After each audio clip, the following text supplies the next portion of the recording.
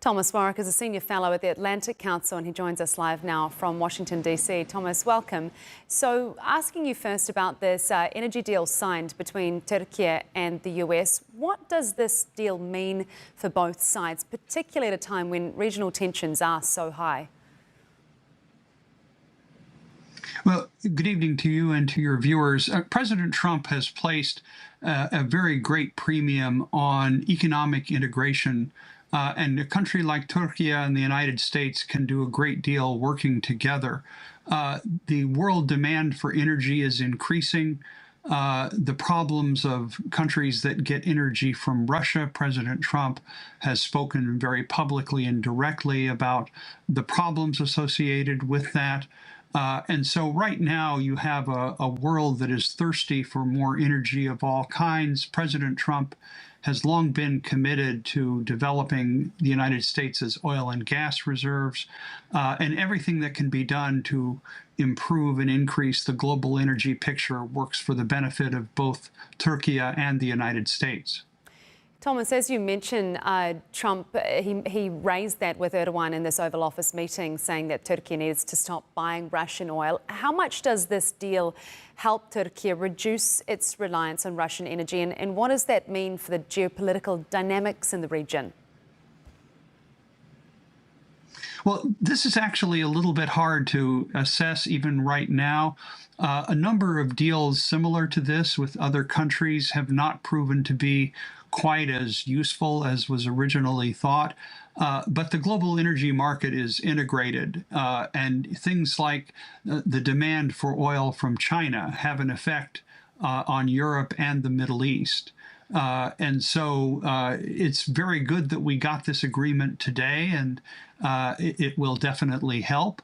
But no one should think that even one agreement is going to solve all the world's energy problems. Certainly. And how is this deal likely to be received by Moscow, do you think?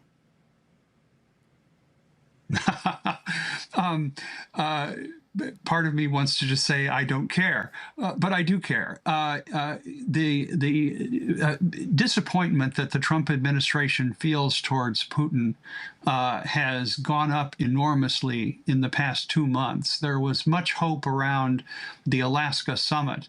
But the fact that President Putin keeps ordering more and more strikes against Ukrainian territory has made President Trump convinced that a different approach is going to be needed. Up until now, it has been largely rhetorical.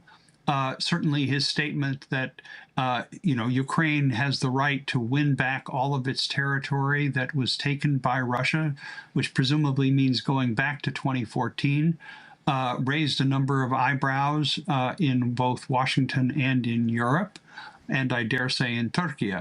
But whether it really got the attention of Moscow is the more important thing, and there is no clear sign yet that Russia recognizes that it really needs to change its course and negotiate a ceasefire immediately in Ukraine.